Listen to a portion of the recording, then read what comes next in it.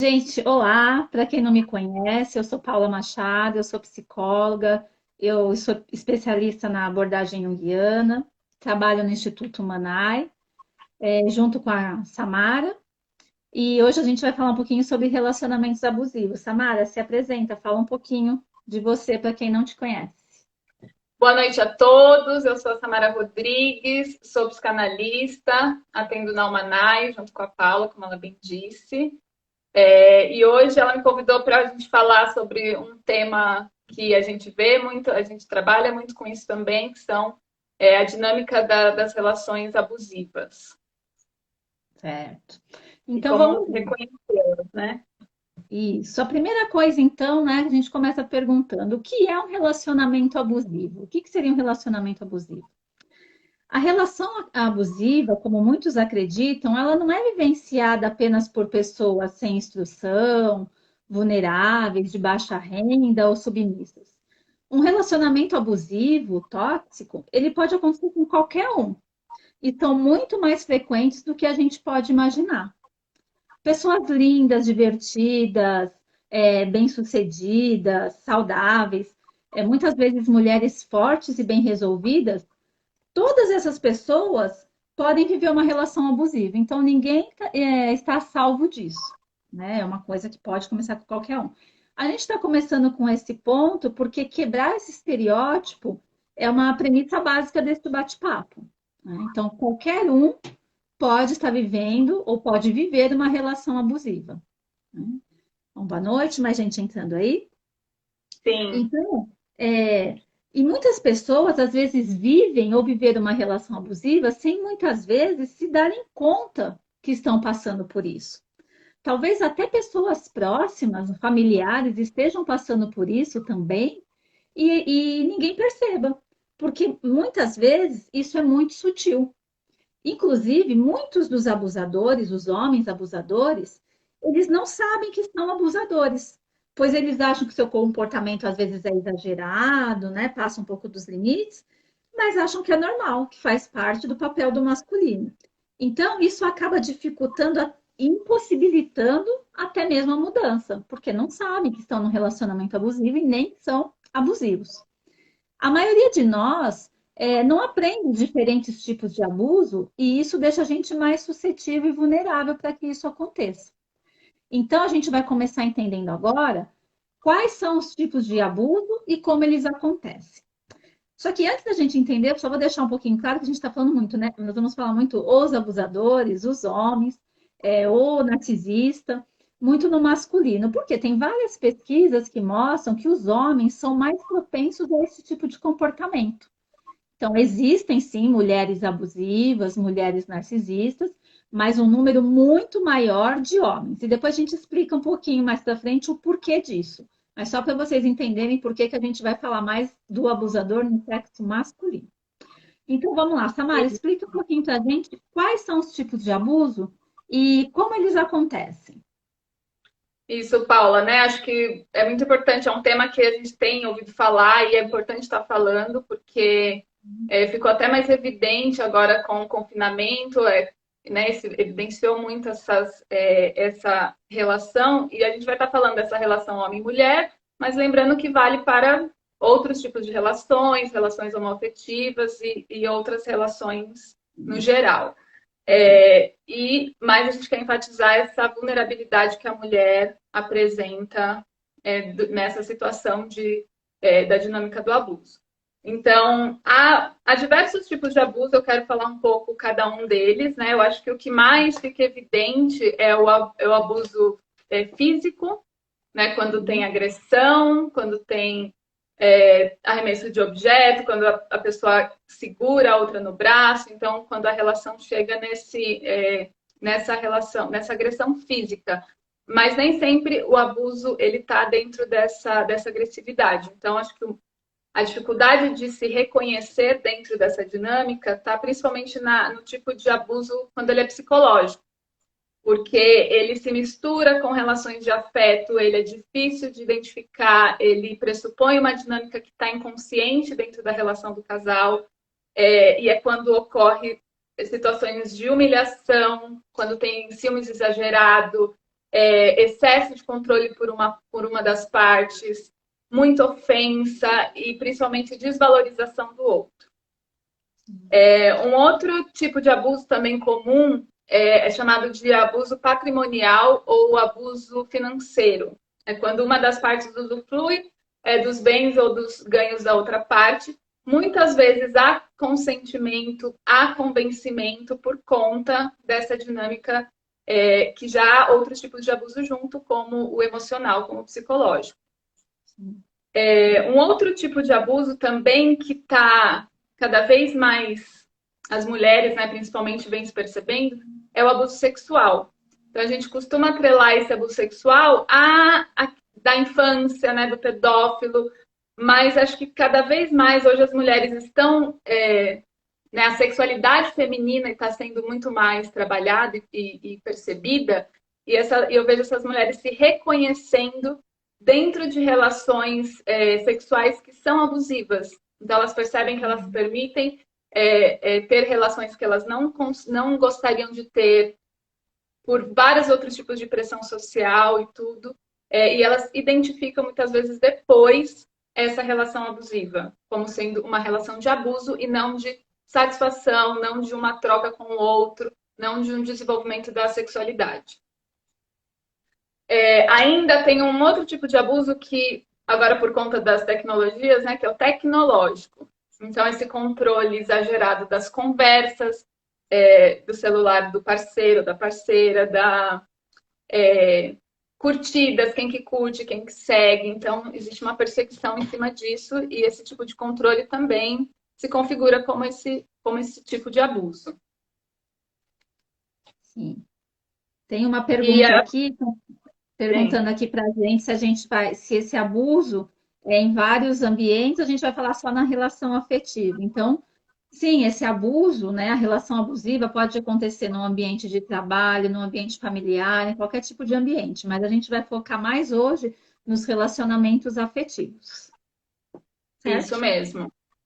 Aí, Paula, você pode, então, agora contar para a gente um pouco dos estágios, né, do abuso, principalmente do abuso psicológico.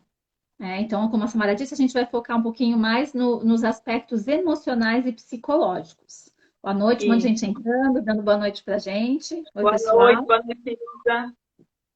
Então, é muito comum nos relatos de relacionamentos abusivos a gente encontrar um certo padrão de comportamento, tanto no abusador como em quem sofre o abuso. Então, é um ciclo que geralmente sempre se repete. A pessoa que sofre o abuso, né, nas literaturas, é considerada a vítima. Mas nós, eu e a Samara, a gente resolveu mudar esse termo, né? Vocês vão entender mais pra frente, porque a gente não considera que ninguém é vítima. Então, cada um tem o seu poder, apesar de ser uma situação difícil, todos têm seu poder de escolha. Então, a gente vai mudar esse termo vítima e a gente vai chamar a pessoa que sofre o abuso de empata. O que seria um empata? São pessoas mais solidárias, compassivas, que têm mais empatia e se preocupam mais com o outro. Então, a gente vai falar nesse sentido. Então, vamos entender um pouquinho como funciona essa relação de abuso e como são esses padrões de comportamento que sempre se repetem. A gente vai dividir isso em estágios, para dar para entender melhor, mas esses estágios não seguem uma ordem e as pessoas podem entrar e sair de um para o outro várias vezes, não é? Ah, passei por esse, estou no próximo. Bom seria, né? Mas não é assim que funciona. Na prática, então, não. Vamos falar um pouquinho do primeiro estágio, que seria o mimetismo. Conta pra gente, Samara, o que é o mimetismo? Isso, né? O mimetismo, né, como o nome diz, ele é um espelhamento, é quando um começa a copiar o outro. Então, numa relação de casal, no início, dentro de um apaixonamento, muitas vezes essa relação está idealizada. Então, é aquela relação que existe declarações de amor exagerada, provas de amor, mas sempre ao mesmo tempo seguido de muita briga, de muita cobrança. Então, por conta dessa idealização, dessa ideia de relação perfeita, a pessoa se cobra ou cobra exageradamente do outro essa correspondência. Então, esse um acaba cedendo mais que o outro e tende a copiá-lo. Mas é sempre seguido de muita cobrança, humilhação, briga. Então, já se percebe que não tem algo nessa dinâmica que não não vai nada bem. Uhum. A Paula vai falar um pouco do próximo estágio, né? E depois a gente vai chamar o segundo estágio de adestramento. Então, como o próprio nome diz, né? Aos poucos, o abusador ele vai dando as regras da relação. E ele vai reprimindo o empata quando ele não corresponde às suas expectativas e vai premiando quando ele apresenta um comportamento que ele goste. Então, assim, o empata vai aprendendo a se comportar como ele quer e começa a ter medo de errar. E vai começando a criar uma relação de dependência e mais tensa. Quando é confrontado ou quando o empata tenta colocar algum limite em uma determinada situação, porque às vezes o empata reage, né? Não, não quero, não aceito. O que acontece? O abusador ele costuma dar o chamado tratamento do silêncio. O que seria o tratamento do silêncio?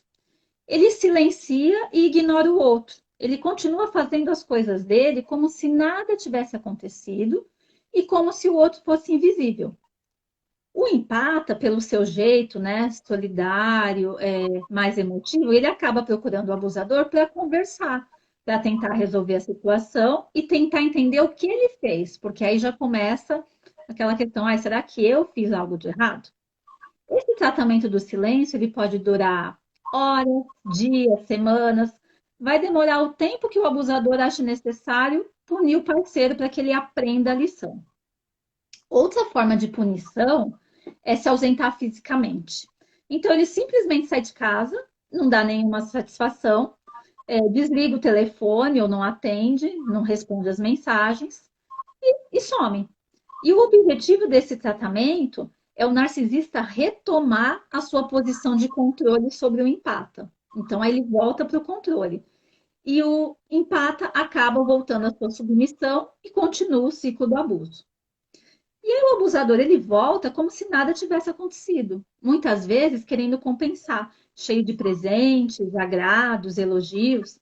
E ele faz isso com o intuito de silenciar esse desentendimento e seguir a relação como se nada tivesse acontecido, né? Da maneira que ele acha que é adequado.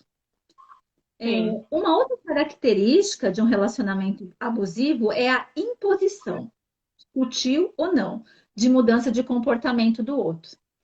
Na maioria das vezes, essa imposição é muito sutil. Por isso que a maioria das pessoas demora muito para perceber que está dentro de uma relação abusiva. Porque essa imposição parece muitas vezes até uma proteção. E aqui, vamos deixar bem claro, gente, quem quiser perguntar, falar, fique à vontade. Vamos deixar claro que aqui a gente não está falando de críticas construtivas, diálogos francos, porque é claro que a pessoa que vive com você pode lhe sugerir novos hábitos, lhe instigar a explorar novos gostos. Isso é aprendizado, crescimento, evolução, né? Porém, num relacionamento abusivo, num relacionamento tóxico, as sugestões de mudança elas ganham outros tons. Geralmente são mais moralistas, né? Ou melhor, são de acordo com os critérios de certo e belo e o que é bom para o outro, né? Para o abusador. Então, o abusador ele é muito manipulador, ele vai saber mostrar o seu ponto de vista com maestria. Ele saberá insinuar como a sua proposta vai beneficiar o caráter e a aparência do outro. Então, é como ele é super bonzinho, por isso que a pessoa não percebe. Então, por exemplo, ele vai falar: Sim. Nossa, por que você não entra numa academia? Seria bom para você, né? Bom para a sua saúde. Eu acho que você deveria entrar numa academia. Nossa, que tal a gente ir até o shopping fazer umas compras, comprar umas roupas novas, né? Melhorar um pouco, mudar o seu cabelo. Nossa, aquela sua amiga não é muito bacana, né? Acho que você precisava. Eu já prefiro aquela outra sua amiga. Por que você não sai mais com ela? Então, como é muito sutil e parece que é um cuidado, muitas vezes a pessoa não percebe que está dentro dessa relação. E muitas vezes pensa, né? O que custa, né? Uma pequena adequação para agradar o outro, né? Se ele me ama tanto. E aí nisso acaba cedendo e não percebendo. Então, vamos deixar bem claro, como a gente disse, existem mudanças positivas. Aquelas que, mesmo sendo ocasionadas por uma sugestão de fora, elas conversam com o nosso senso de identidade. O problema é quando a alteração, quando essa mudança tem o intuito em nos converter no ideal da outra pessoa. Aí que não é bacana. Porque existem mudanças que potencializam a nossa personalidade. A nossa voz cresce, o eu se torna mais seguro e consciente das suas particularidades. E existem as mudanças que são das relações abusivas, que nos enjaulam, nos diminuem e anulam as nossas vontades e as nossas expressões. Então, assim, uma dica, né? Diante de uma proposta de mudança, quando alguém te dá uma sugestão de mudança, sempre se pergunte: o que essa mudança faria por mim? O quanto ela reflete os meus valores, as minhas buscas, a minha identidade, né? Não caiba no ideal do outro. Porque se você precisa mudar tanto assim, a ponto de se anular, é porque você não é o parceiro certo dessa pessoa e nem tampouco essa pessoa vai ser um parceiro para você. Né? Então a gente precisa sempre pensar nisso. Aí um outro estágio Sim, que vem é o da culpa. Samara, conta pra gente, próximo estágio. sim. Lembrando que essas dinâmicas muitas vezes são inconscientes, né, Paula? Então, até Sim, você trazer isso à consciência e desenvolver, ela vai além do que a própria relação permite. Nesse estágio da culpabilização, da culpa, né, o próprio nome diz, é a culpa. Então, uma das partes espera um certo comportamento do outro e vai culpá-lo caso ele não tenha esse resultado, né? Então, quando a pessoa fica nervosa, ela se irrita, ela xinga o outro, porque ele simplesmente não fez exatamente como era esperado. Às vezes a gente vê isso nas relações de mãe e filha e outras relações que não as conjugais. Né? São situações que a pessoa, você está saindo para uma festa e o outro faz algo que desagrada, o que não era esperado, e a pessoa chama de estraga prazer, não vai mais. E se não há diálogo, não há outro modo de contornar, aquilo fica dentro desse abuso e a situação vira uma opressão em si. Um outro estágio que a gente vai chamar de isolamento, né, pensando na relação do casal, esse isolamento é quando uma das partes, né, normalmente o parceiro, começa a falar mal daquela pessoa para os outros. Então, ela começa a falar mal para os familiares, para os amigos, começa a mostrar que ela isola realmente essa pessoa, afastando desse convívio com as demais pessoas.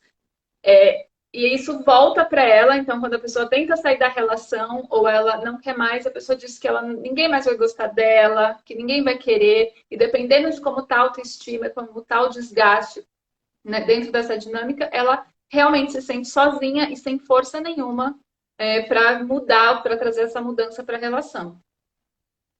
sim. Agora o próximo estágio eu devolvo para você, Paula. Estágio Ah, 5. aí vem o desprezo e a manipulação. Então, o que que acontece aí? O abusador, ele distorce todos os fatos e projeta os erros dele no outro, né? Que é lá o da culpa. Ele começa a inventar histórias, né? E o empata começa a duvidar de si mesmo e começa a se sentir culpado. Então ele pensa, nossa, a culpa do relacionamento tá indo mal deve ser minha mesmo. Acho que eu que estou fazendo coisas erradas. E aí a gente não pode esquecer que nesse ponto, né, que você vai falar, nossa, mas como ele começa a achar que a culpa é dele?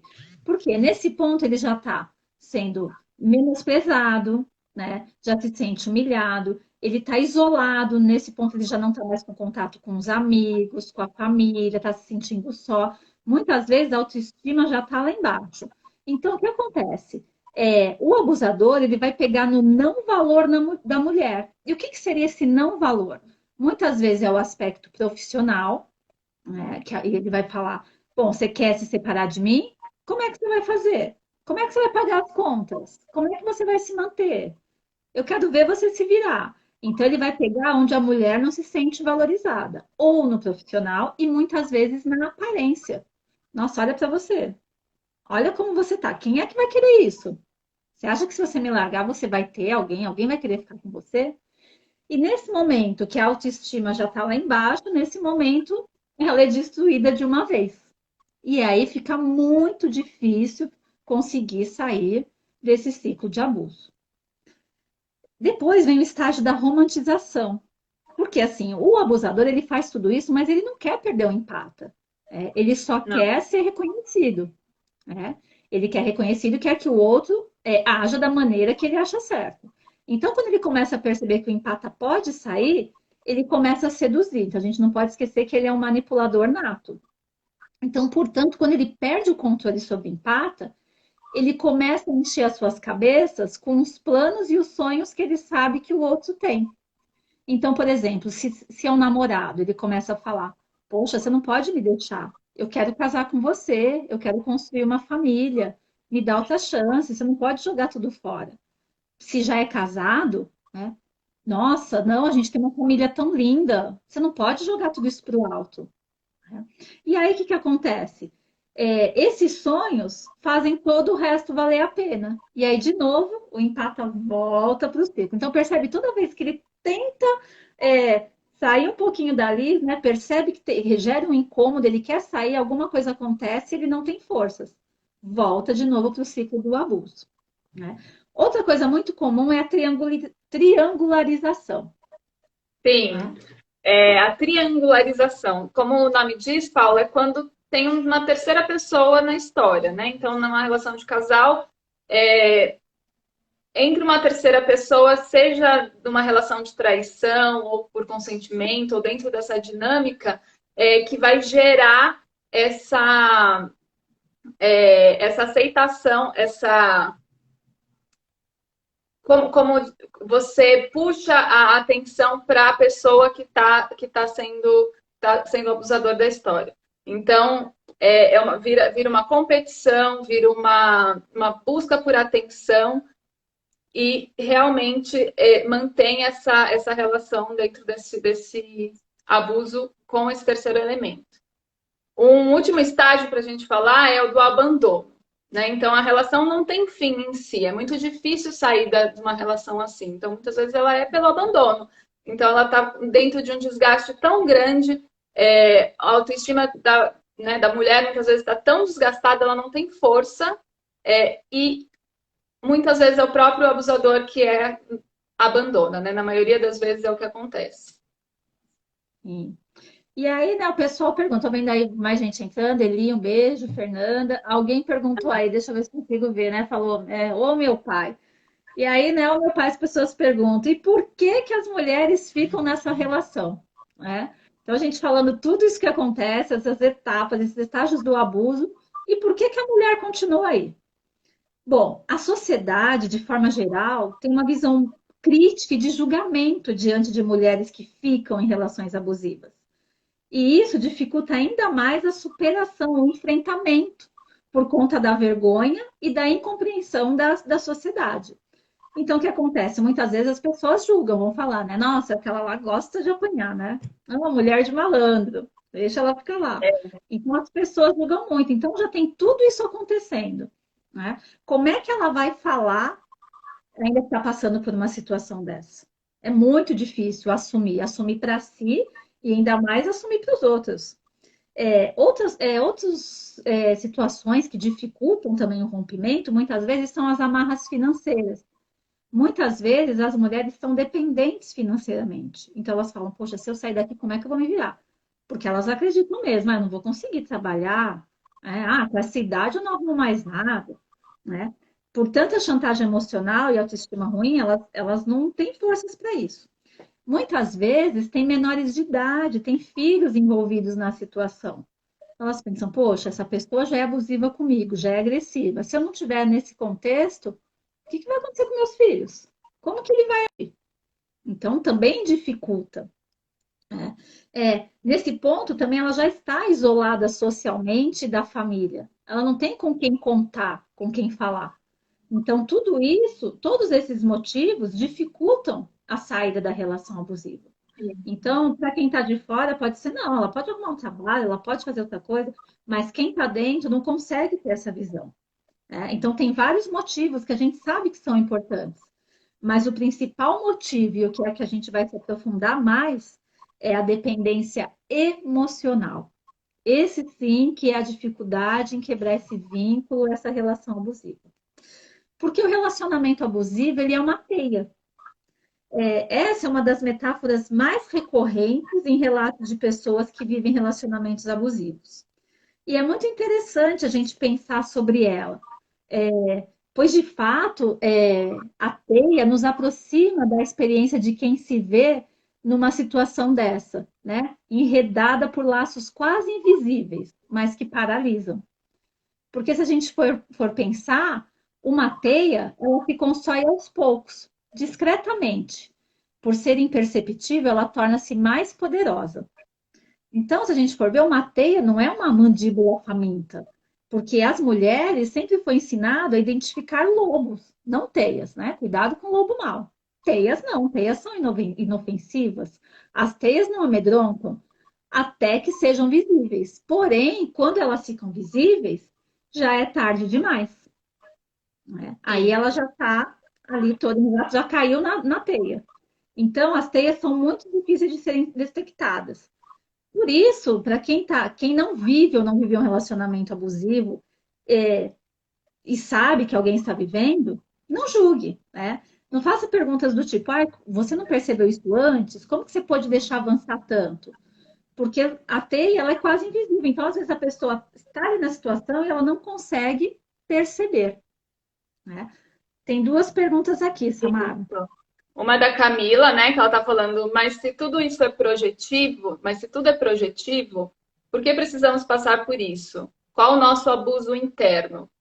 E a da Eli é qual o papel do terapeuta nesse momento?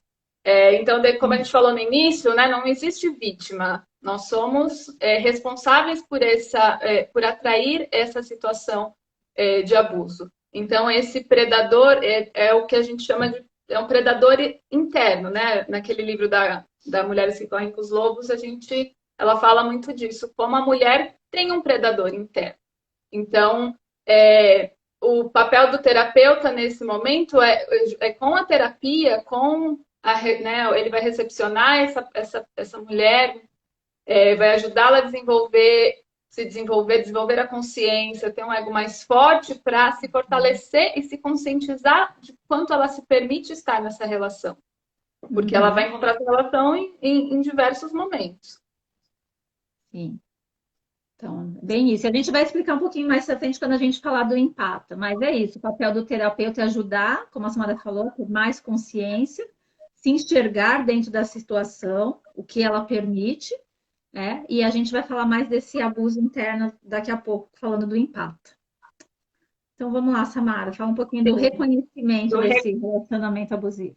A gente está, acho que é uma das situações, né, mais difíceis de fazer, que é se reconhecer dentro desse abuso. Eu vou juntar com essa última frase aqui, que a Vives Marques está dizendo que conheço um caso em que a pessoa se livrou de um relacionamento assim para entrar um outro pior ainda na sequência. Então, depende de como ela saiu se livrou desse relacionamento, ou saiu, mas ela provavelmente não resolveu isso dentro dela. Então, ela cai de novo, né? Você vai ler um poema aí no final que vai dizer isso. Ela vai cair de novo nessa situação e vai encontrar, se ela não enfrentou essas questões de maneira consciente, ela vai encontrar mais dificuldade ainda, e é possível mesmo que ela encontre um pior. Porque dentro dessa dinâmica da relação abusiva, o abuso se confunde com as relações de afeto, a pessoa busca a salvação, é como se ela buscasse a salvação no outro, ela busca uma superproteção, ela busca um cuidador, ela não quer se autorresponsabilizar, muitas vezes, ou isso é muito difícil ainda. Então, são aquelas mulheres que acreditam que elas vão salvar a pessoa realmente, ela realmente acredita que a pessoa vai mudar e que ela vai salvar e que ou a dinâmica da relação causa danos emocionais que são tão difíceis que ela fica paralisada. Ela simplesmente não consegue se movimentar. E daí depende da personalidade da pessoa, do seu histórico de vida e de vários fatores que vão direcionar essa dinâmica. E só uma terapia, um acompanhamento, um desenvolvimento mesmo que pode ajudar a pessoa a se fortalecer e mudar essa situação. E muitas vezes não é muito difícil, a pessoa continua. Sim. Porque se, ela não reconhece, se a pessoa não reconhece a sua responsabilidade nisso, ela vai repetir o comportamento dela. Então, por isso, vai para uma outra situação abusiva, né? Que é o que a gente vai falar, porque um complementa o outro, né? Então, a gente vai começar a entender um pouquinho melhor isso, né? Vamos falar primeiro do narcisista. Certo, Samara? Sim, Peraí, deixa eu ver. Tem mais pergunta aí? Não. Vamos falar do não. narcisismo. Então, de novo, como eu falei no começo, os homens são mais propensos a terem esse comportamento narcisista. Porque eles apresentam mais assertividade, mais desejo de poder sobre o feminino. Então, os homens, eles já se sentem privilegiados pelo simples fato de serem homens. Isso já dá uma posição privilegiada pela própria sociedade, né, patriarcal que a gente sempre viveu. Então, por isso, eles têm a tendência a terem mais esse comportamento. Mas, como a gente falou, existem mulheres narcisistas, sim, Sim. mas um número muito maior de homens. Então, para a psicologia, Narciso ele simboliza um ego em sua luta para se diferenciar, né, do outro e se fortalecer. Para o narcisista, o nascimento da sua consciência é um processo difícil e doloroso, que é caracterizado por um pai violento e uma mãe imatura. Então, o que significa isso? Ele vem, na maioria das vezes, de um ambiente de abuso. Então, o abusador, ele viveu, né, com um pai violento e uma mãe imatura, uma mãe ingênua. O que a gente fala que é uma mulher imatura e ingênua? São aquelas mulheres que até lá atrás era mais comum, que a função dela era casar, ter filhos e cuidar da família. Então, não importa o que o homem fizesse, ela tinha que aguentar e ficar ali, porque ela não podia abandonar a missão dela, que era ter aquela família. Então, nesse sentido, ela era ingênua, ela só tinha aquela opção. Então, o que a gente falou, quem tem filhos, a responsabilidade é muito maior. Porque, então, é, sendo permissiva, a criança que vive nessa situação vai aprender os mesmos valores. Então, o narcisista vem desse ambiente. Então, ele vai ser um homem que vai agir da mesma maneira com uma mulher, né? Ele vem desse ambiente. Nesse transtorno narcisista, existe uma ferida que indica que o defeito, vamos dizer, né, o defeito do narciso é a busca pela perfeição externa, por conta de uma perfeição da sua psique, uma imperfeição interna. Então ele não, ele cresceu nesse ambiente de abuso, não se sentiu amado, valorizado e, e isso causou danos. Então ele busca essa perfeição, essa segurança fora. É por isso que eles Isso. são dessa maneira. Segundo Jung, que é a linha que a gente atende, eu, a Samara, existem três tipos de narcisistas. O primeiro seria chamado de narcisismo e self. É aquela pessoa que ela acredita ser o próprio Deus. Né? Muitas pessoas até brincam, né? Que muitos médicos têm isso, porque eles têm o poder, né? De dar vida, tirar a vida. Então, eu sou poderoso, eu faço o que eu quiser. Então, é o narcisismo e self. Ele se identifica com o divino. O segundo seria o narcisismo e persona, que é uma identificação do abusador, do narcisista, com a persona. O que seria a persona? A persona é a máscara que a pessoa mostra para a sociedade. Vamos dizer, vai um personagem. Então, no meu ambiente de trabalho, eu sou o quê? Eu sou o bem-sucedido, o inteligente, que tem aquela família vitrine, minha esposa e filha, sempre arrumadinha para ir nos eventos. Então, esse daí é a persona dele que ele mostra para o mundo. Perfeição, né? Sim. Só que, na verdade, não é, mas é o que ele mostra. Mas o indivíduo, no fundo, esse narcisismo faz com que ele acredite de fato que ele é melhor do que os outros. Ele cria um papel e ele incorpora esse papel que de fato ele acha que ele está numa posição privilegiada e que os outros têm que olhar para ele de uma maneira, né, que ele é superior, que ele é muito melhor do que todo mundo. Ele possui uma inflação de ego muito grande. E o último narcisista seria o narcisismo em sombra, que é quando ele acredita em uma perfeição projetada pela mãe. Então, muitas vezes a mãe, para compensar esse ambiente tóxico, acaba projetando, dando uma atenção para compensar essa falta. Porém, ela é superficial. Então, por isso que a gente falou, ele não sente, é superficial. Então, no fundo, ele não acredita em si mesmo, é uma pessoa super insegura. Então, ele está sempre fugindo dos outros, sempre procurando isolamento. É uma pessoa que está sempre oscilando entre o grupo e o isolamento, porque ele não se reconhece em lugar nenhum. Em todo lugar que ele vai, ele não se sente bem, porque ele é inseguro, né? Mesmo tendo, né, essa mãe que dê essa atenção para ele. Então, a gente está até brincando ontem com a Samara, que nas redes sociais a gente estava vendo uma piada, né? Porque eu falei que é É, bem isso, né? Porque eles vivem nessa relação, a mãe tenta compensar, mas não sai do ciclo de abuso e cria esse filho que também é abusador. Aí a gente viu uma piadinha que falava assim, né?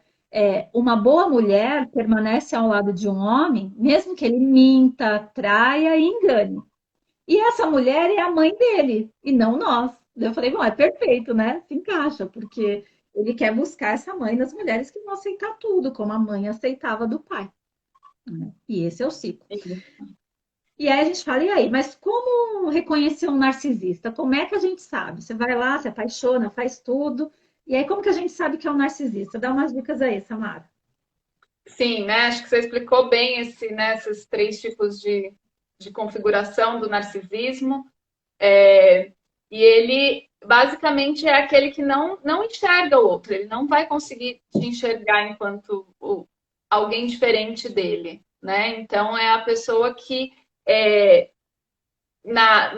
no fundo ele é realmente muito inseguro, sofreu muitos traumas, abandono, só que ele se mostra, ele se afirma com uma grandiosidade. Então ele realmente acredita ser especial, ele está Uhum. buscando atenção o tempo todo, admiração. É, ele é muito focado nos objetivos que ele quer atingir e não mede esforços para conseguir e desconsidera totalmente o outro. Então, falta empatia nesse sentido, muito egocentrado. Ele tem expectativas muito irracionais sobre como você tem que obedecê-lo, né? Aqueles, quando a gente falou dos tipos dos estágios do abuso, isso apareceu bastante. E são pessoas muitas vezes com um transtorno de humor, que ela tem bipolaridade ou uma depressão excessiva, Uhum. e e não busca ajuda.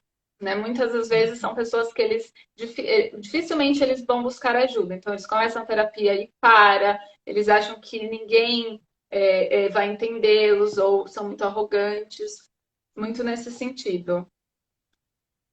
E é, Agora, você quer falar e mais até alguma coisa sobre?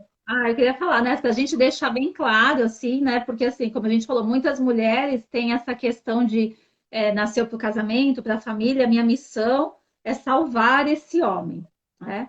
Então, a gente deixar bem claro, o narcisista, ele não muda. Vocês vão falar, nossa, mas vocês trabalham, tem de pessoas, como vocês podem falar que não muda? Então, é bem isso que a Samara falou que eu queria reforçar. Não muda por quê? Primeiro, porque ele é Deus, ele é o máximo, então ele não vai para terapia, ele não busca ajuda, ele não precisa de ajuda, né? Quando busca, né? Quando busca, ele fica um tempo e não adere, porque ninguém é tão melhor que ele que vai conseguir fazer ele mudar alguma coisa, ele é maravilhoso, né? E se ficam na terapia, eles mentem, manipulam, então não conseguem resolver o conflito. Então, por isso que a gente fala, não muda, porque eles não estão dispostos a essa mudança, né? Então, ninguém muda ninguém. Então, esse papel de salvadora já joguem no lixo. Tem uma pergunta aí, Samara, quer ler? Tem mais um comentário também da Eli que falou assim: será que né, a mulher, no caso, busca um carinho ou ela aprendeu ao longo da vida que o abuso é a única forma de carinho? É que eu vou falar agora, Então, Exato, isso. Então, essas relações que é bastante difícil sair delas, né? Quando a mulher realmente não consegue sair Uhum. e muitas vezes se julga isso, ela está identificada com essa relação de afeto. Ela realmente acredita que isso é um carinho. E aí tem aqui, ó, Vivi Marques. Os três tipos de narcisistas repetem os mesmos estágios que vocês mencionaram no início? Sim. Esse ciclo do Tá. abuso, ele sempre acontece. As pessoas sempre relatam que passam por esses estágios, não importa o tipo do narcisista, né? O tipo do narcisista, na verdade, é a maneira como ele lida com ele mesmo, né? Como ele se coloca no mundo, mas ele vai repetir esse ciclo de abuso com esses estágios. Sim, é um modo de Bom, ser, né? É um modo de ser na no vida. modo de ser. Então, a gente falou um pouquinho do narcisista, né? Já deixamos todo mundo que raiva do narcisista, mas a gente precisa falar um pouquinho do empata, né? Que todo mundo falando, coitado dessas mulheres, né? Que passam por tudo isso. Sim, é muito difícil, a gente sabe que é muito difícil viver uma situação assim. Os empatas são pessoas profundamente solidárias, compassivas, mas tem extrema dificuldade de criar limites saudáveis para si mesmo, não coloca limites nas relações. Cede ao martírio, à vitimização, e são muito dependentes. Então, esse é um conflito. E aí, de onde vem? Então, a gente falou de onde vem de que relação surge o narcisista, de que relação surge o empata.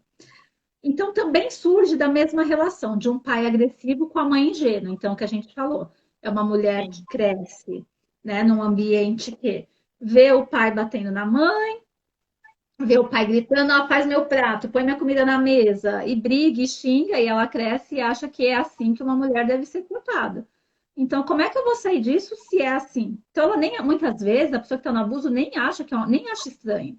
Acha que o homem é assim e a mulher é assim, e tá tudo certo. Então, esse é um. Ela pode nascer de uma relação assim, ou de um pai e uma mãe ingênuos. O que, que seria um pai e uma mãe ingênuos? Então, um pai ingênuo é aquele que assume o papel de provedor, de protetor, de cuidado. Então, ele trata a sua esposa assim. Então, a esposa tem uma dependência do marido, mas ele faz isso de uma maneira como uma proteção, como provendo, como cuidado. E a filha que vive isso, é o que a gente falou, não aprende que tem predadores. Então, acho que eu vou me casar com uma pessoa que também vai cuidar de mim, vai me proteger, vai fazer tudo por mim. Então, ela vai sem saber dos perigos, como a gente falou agora. É. Então, um empata ou vem de uma relação igual, um pai abusivo e uma mãe ingênua que acredita que é assim, ou pai e mães que acreditam que não. O papel do homem é esse, ele vai cuidar e proteger, e a mulher vai estar ali e vai dar tudo certo e não existe o mal do mundo. E aí a menina vai falando, bom, a vida é bela, não existe mal. E aí ela aprende. Né? O empate e o narcisista, que a gente falou, alguém fez alguma pergunta que eu falei, nós vamos responder isso. Eles são dois tipos completamente opostos e a gente pode perceber que essa atração é quase que magnética entre esses dois tipos. E a gente pode pensar que a raiz principal do motivo desse magnetismo, eu acho que está na forma que a própria vida utiliza para restaurar o equilíbrio. Porque, como a gente está falando, o empate é uma pessoa muito dependente. E a única maneira dele sair desse ciclo de abuso é através adquirindo uma independência e a sua individualidade, coisa que ele não teve no decorrer da vida. Então, É, a gente acredita nisso. Quando a pessoa não faz, a vida faz. Então, vem uma relação dessa, acho que foi a Camila que perguntou, por que que a pessoa está nisso? Então, a vida, né, vai arrumar um jeito de regular isso. E a relação abusiva, claro, tem pessoas que não conseguem sair nunca, né? É que nem alguém perguntou, poxa, sai de uma, vai para outra. Porque não muda a sua postura. Mas se o empata consegue perceber, poxa, quem sou eu? O que que eu quero? O que que eu gosto? Assumir sua individualidade, ele consegue mudar esse ciclo e resgatar o que estava faltando. Né? Ele sai desse estágio de codependência do outro, para poder assumir a sua individualidade. Né? Isso, A Paulo. O gente empate é aquele que não, ele não reconhece o próprio valor que tem. Então, ele acha Uhum, que o valor está no outro. sim, Ele não se vê sozinho. Então, ele só que precisa, ele só vê o outro. só vê o outro. O valor dele, né, tá no outro. Nós Sim. pegamos um pedacinho aqui de um trecho do livro Mulheres que Correm com os Lobos, que explica um pouco disso, né, da menina que nasce, né, de mãe e pais ingênuos. Ele diz assim: a semelhança dos filhotes de lobo, as mulheres precisam de uma iniciação semelhante, que lhes revele que o mundo interior, assim como o mundo exterior, não são sempre locais propícios. Muitas mulheres não chegam a receber os ensinamentos básicos a respeito dos predadores que a mãe lobo dá aos filhotes. Como, por exemplo, se for ameaçador e maior do que você, fuja. Se tiver espinhos, veneno e presas, recue e vá na direção oposta. Se tiver um cheiro bom, mas estiver cercado de garras, passe direto. Então, assim, todas as criaturas, na verdade, precisam aprender que existem predadores, né? E as mulheres também. Sem esse conhecimento, a mulher será incapaz de se movimentar com segurança dentro da sua própria floresta, internamente, sem ser devorada por esses inimigos. Né? Muitas mulheres se casam enquanto elas ainda são ingênuas a respeito dos seus predadores. E elas escolhem um parceiro que é destrutivo para a sua vida, né? E aí é o que a gente falou, elas vêm aquele espírito de curador, e elas se sentem determinadas a curar aquele a quem amam. Então elas estão, sob certo aspecto, brincando de casinha. Ah, eu vou cuidar de tudo, vou limpar a casa, vou deixar a comida pronta, vou fazer de tudo, vou cuidar dele, porque é o meu papel, né? Porque foi passado que esse é o papel. Só que uma mulher, quando ela é capturada desse modo, ela acaba percebendo, porque no fundo ela sempre percebe que as suas esperanças de uma vida razoável, para si, para os próprios filhos, vão diminuindo a cada dia mais. Então, assim, embora possa ser o parceiro físico da mulher, o namorado, o marido, que a prejudique e arrase com a sua vida, o predador inato, é dentro da sua própria psique, concorda com isso. Então, ela se permite, né? Ela tem a responsabilidade, ela pode sair, mas ela se permite ficar nessa relação. Nessa... Exatamente. Ela consente, Sim. né, até ela despertar. Você vai contar um pouco pra gente Quer o falar mito? da mulher ingênua? Né? É, Que ela sim, concorda, né, você Vivi? falou, você falou bastante disso, como ela ainda é ingênua, ela ainda vai acreditar que esse valor está no outro, que ela não tem direito a si. E o mais importante é que numa dinâmica dessa relação abusiva, ela não pode estar sozinha, né? Que ela precisa de ajuda para poder se reconhecer nisso e se fortalecer, e outra que ela vai precisar de uma rede de ajuda para auxiliá-la a sair disso, se assim ela quiser. Então, ela vai precisar querer sair, não é fácil, e ela se recompor em si mesma e seguir. Porque muitas vezes essas relações são normalizadas mesmo e ela mesmo se recua se ela não busca essa ajuda. Então, uma rede de auxílio é muito importante, né? A gente vê nessas informações que ajudam mulheres em situações de violência doméstica ou de relações abusivas, o quanto essa rede de ajuda é muito importante. Sim. Tem perguntas aqui, ó, Isadora. O narcisista pode mudar a si mesmo? Então, o que a gente falou.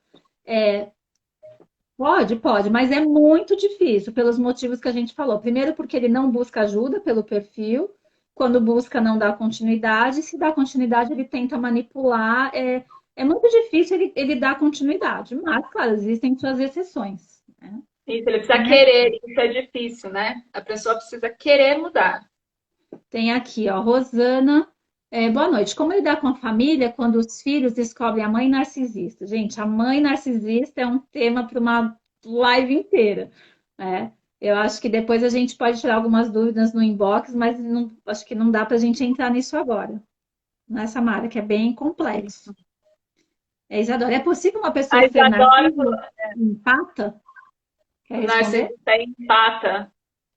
Não, não é possível, né? Porque o narcisista é aquele que só se vê, ele não vê o outro. Enquanto o empata, ele não consegue se valorizar, ele só vê o outro e não vê o próprio valor. Então, ele está sempre na dinâmica de servir ao outro, de encontrar o seu valor no outro. Então, eles são complementares. E aí acho que já responde a de baixo. Os dois pais abusivos não, porque é isso, né? Porque é complementar. Então, o narcisista ele não vai conseguir se relacionar, um abusivo não dá para se relacionar com outro abusivo. Então, ele vai pegar o seu oposto, que é o empate. Camila, um narcisista pode curar outro narcisista? Quer responder? Quer que eu responda? Pode responder, o que você acha? Eu acho que não. Não tem como. Ele não consegue curar a si mesmo, como é que ele vai curar o outro? Né? A gente não, porque primeiro que a gente não cura ninguém, é isso que a gente está tentando falar até dessas mulheres que acham que pode curar. Ninguém cura ninguém, já curar a si mesmo já é perrengue que a gente nem consegue que virá curar o outro. Terapia para todo mundo. Ah, Vanessa, eu não estava respondendo, vendo aqui. Vanessa, pode existir um empata de pai e mãe abusivos? Pode. Pode, É. porque vai ter o filho que vai querer consertar e ser tudo para o outro, de E alguma porque maneira. muitas vezes a gente vive nas polaridades. Então, você tem uma relação que foi muito abusiva, é como você vê com pais, às vezes, que foram muito reprimidos e depois aí permitem tudo para o filho, porque quer ir para o extremo oposto com medo de viver aquela relação. Né? Pode. Isso. A Rosana, como conviver com quatro narcisistas na mesma família? Terapia. Só. Nossa, E, difícil. não é? Um casal onde os dois são abusivos, não criam filhos empatas, essa parte não entendi bem. Então, a gente acredita assim que não dá para os dois serem abusivos, porque precisa, é o que a gente falou, a vida sempre arruma um jeito de complementar. Então, pode ter algumas, é porque às vezes as pessoas têm comportamentos que você pode achar, ela é uma pessoa abusiva, mas a pessoa abusiva, ela tem todos esses comportamentos, não é uma situação que pode falar, nossa, ela fez isso, ela é abusiva. Então, a gente precisa identificar bem, não dá para falar só assim. Eliana, ele não se vê, então não acredita que precise de ajuda. O narciso não tem imagem de si mesmo construída. Pode parecer hilário, mas é por isso que é difícil tratá-lo. É o que a gente falou, ela complementou aqui. Cláudia, Exatamente. Cláudia, a filha de um abusivo, abusivo, mas empata. Opa, peraí que subiu a pergunta. A filha de um abusivo mais empata está fadada a ser empata? Como ajudá-la? Não, não está fadada. Então, por isso que a gente fala, a terapia, conforme a pessoa vai tendo consciência da situação que está, assumindo a sua individualidade, as suas responsabilidades e vendo que está dentro dela, ela tem condições de mudar. Sim. Quer completar, Samara? Abusivo mais empata está fadada a ser empata. Uhum. Não necessariamente, né? Né? Como tu falou. Nem sei onde a gente parou. Já tinha acabado aí com a Você mulher vai ter. ingênua? Hã? Acabou a mulher ingênua ou ainda tinha? Você ia falar mais alguma Não coisa? acabou. É. Então, só para deixar bem claro, assim, né, para a gente continuar. Então, em relação a empate, que está falando, a pessoa ela é fadada a ser assim? Não. Então, até para complementar, é você que sempre faz as escolhas. Então, mesmo que tenha errado nelas, né, você decide se fica nesse relacionamento ou se sai. Se enfrenta os problemas que vive hoje ou se continua fingindo que nada está acontecendo. Então, assim, a pessoa abusiva, ela só vai fazer com você aquilo que você permite que ela faça. Então, pode Isso que mudar. né? Por isso que é importante o acompanhamento terapêutico ou a rede de ajuda com outras pessoas, porque é, é uma dinâmica inconsciente, como a gente falou no começo. Então, se perceber, se conscientizar de qual a sua responsabilidade, como você, né, se você é um narcisista, se você é um empata, como a gente falou, as mulheres costumam ser empatas, aquelas que ajudam o outro, que olham, veem mais o outro e se negligenciam a si mesmas, porque elas não reconhecem seu próprio valor, elas têm muitos problemas de autoestima, né? Então, autoestima, por mais que as mulheres elas se apresentam bonitas, elas parecem mulheres fortes, bem resolvidas, mas a autoestima pode estar em outras áreas, em outras questões. Então, cada uma vai ter a sua história e vai ter a sua. Onde ela vai precisar tomar as rédeas da vida para si mesma, buscar aquilo que satisfaz o que ela precisa se construir como pessoa. Né? Uhum. Então, uma vez reconhecido isso e decidido que ela vai sair dessa relação, e se ela consegue sair, é importante que ela mantenha essa autoestima, ela busque isso constantemente, mantenha uma independência financeira, as amizades, né, as pessoas que vão ser construtivas para ela, e a individualidade, ou construir ou encontrar essa individualidade. Bom, nós temos aqui vai uns 10 e 15 minutinhos, porque a gente demorou um pouco para entrar. Eu queria contar o Sim. mito de Eco e Narciso. Eu vou fazer um resumão nele, porque eu acho importante, né? A gente acredita assim que esse mito ele simboliza bem o que a gente está querendo falar sobre qual o perfil do masculino e do feminino dentro da relação. Então eu vou dar uma resumida nele para a gente não deixar de falar, porque ele é bem bacana. Então, é Ótimo. assim, Eco e Narciso, né? Eco, ela era uma ninfa que vivia lá pelos bosques, super falante, só que ela tinha um problema. Ela falava demais e gostava sempre de dizer a última palavra. E um certo dia, a deusa Hera estava desconfiada, né, do seu marido, que estava lá se divertindo com as ninfas, e foi lá ver o que estava acontecendo. E aí a Eco entrou no meio e ficou conversando com ela para distrair, para tirar a atenção dela, enquanto as ninfas fugiam. Só que Hera descobriu e castigou Eco. Falou: bom, então a partir de agora você não vai mais poder falar. Você só vai poder repetir a última palavra de quem estiver conversando com você. Ou seja, ela seria o Eco, né? E aí ela começou a viver assim. Certo dia ela viu Narciso, que era um jovem lindo, que todo mundo se apaixonava por ele, né? Então, Narciso, maravilhoso, como a gente já falou do narcisista, e Né? ela se apaixonou por ele. E ela queria conversar com ele. Como que eu vou chegar nele se eu não posso falar? E ela ficou ali rondando, até que uma hora ele falou: Nossa, quem é que está aí? E aí ela repetiu a última palavra, aí, né?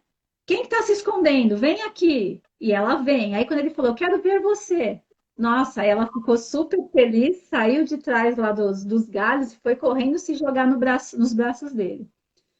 Narciso, quando olhou Eco, falou: Meu Deus, se afasta de mim. Eu prefiro morrer do que ficar com você. Né? Bem narcisista. Aí Eco ficou acabada, morrendo de vergonha, e saiu correndo, foi se esconder numa caverna.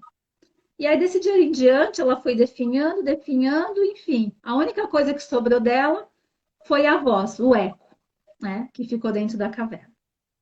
Já Narciso nem se importou, porque só importa ele mesmo, o narcisista, e ele continuou lá fazendo a mesma coisa com outras ninfas.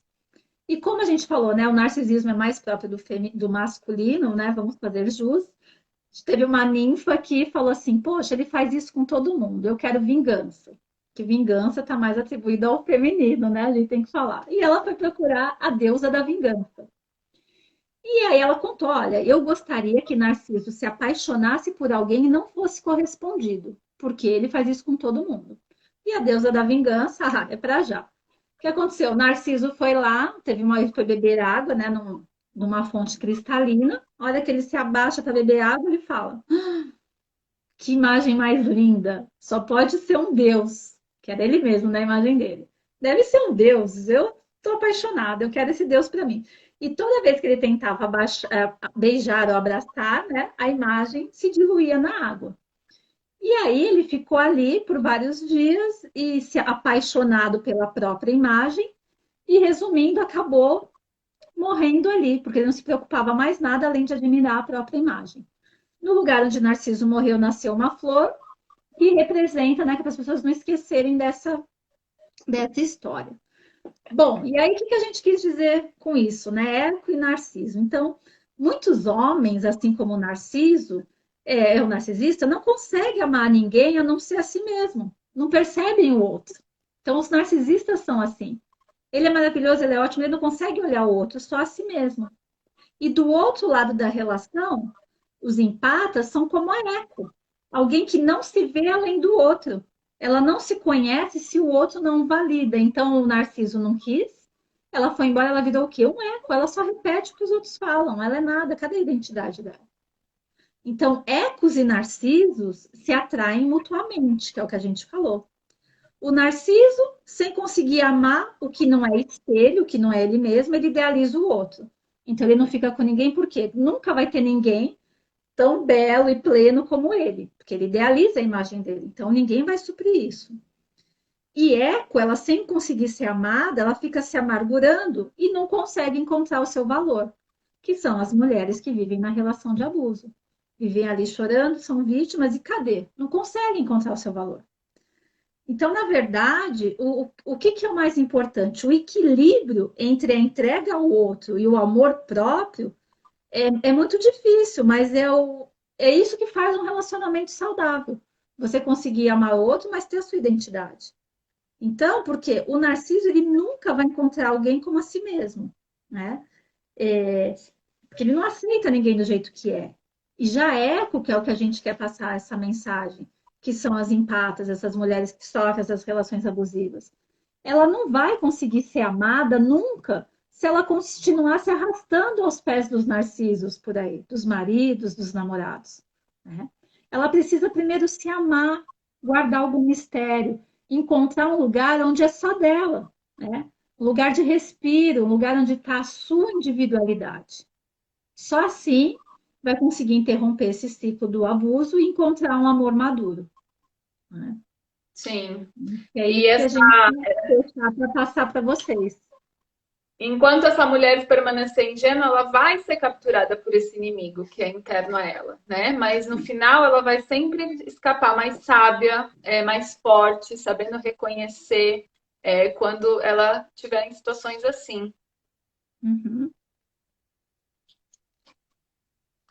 Tem alguém falando se você faz uma live com o tema da mãe narcisista. Ah, vamos É um tema pensar nisso. bacana, né? Bom, Sim. então acho que esse mito conclui, fecha bem o que a gente queria passar, né? Samara, quer concluir alguma coisa aí? Fazer uma conclusão? Eu acho que é isso, e que não é, né? Você falou muito agora no final sobre o amor próprio, como é difícil construir isso. E é um trabalho contínuo, principalmente com as mulheres que já têm histórico essa desvalorização, né, do feminino, essa subjugação do feminino. Então é um trabalho de uma vida inteira, mas que tem sempre pedindo ajuda, né? Com a ajuda da terapia e de várias outras formas, a gente vai sempre sair mais sábias e melhores. Uhum. Bom, para a gente encerrar, eu queria rapidinho ler um poema para vocês, que é para ficar uma reflexão mesmo, que a Samara falou, nossa, é uma reflexão. A gente vai só ler e não vai falar nada. Então, depois, quem quiser chamar a gente no direct, tirar as dúvidas, conversar, nós estamos à disposição. É um poema do livro tibetano do Viver e do Morrer. Ele se chama Autobiografia em 5 capítulos. Capítulo 1. Ando pela rua. Há um buraco fundo na calçada. Eu caio. Estou perdido, sem esperança. Não é culpa minha. Levo uma eternidade para encontrar a saída. Capítulo 2. Ando pela mesma rua. Há um buraco fundo na calçada, mas finjo não vê-lo. Caio nele de novo. Não posso acreditar que estou no mesmo lugar, mas não é culpa minha. Ainda assim, leva um tempão para sair. Capítulo 3. Ando pela mesma rua. Há um buraco fundo na calçada. Vejo que ele está ali. Ainda assim caio. É um hábito. Meus olhos se abrem. Sei onde estou. É minha culpa. Saio imediatamente. Capítulo 4. Ando pela mesma rua. Há um buraco fundo na calçada. Dou a volta. Capítulo 5. Ando por outra rua.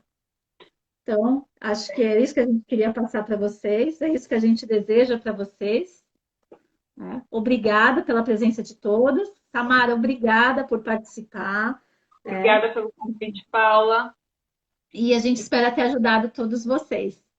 É isso. Muito obrigado. Boa noite a todos, E boa pessoal. noite a todos. Beijos. Beijo.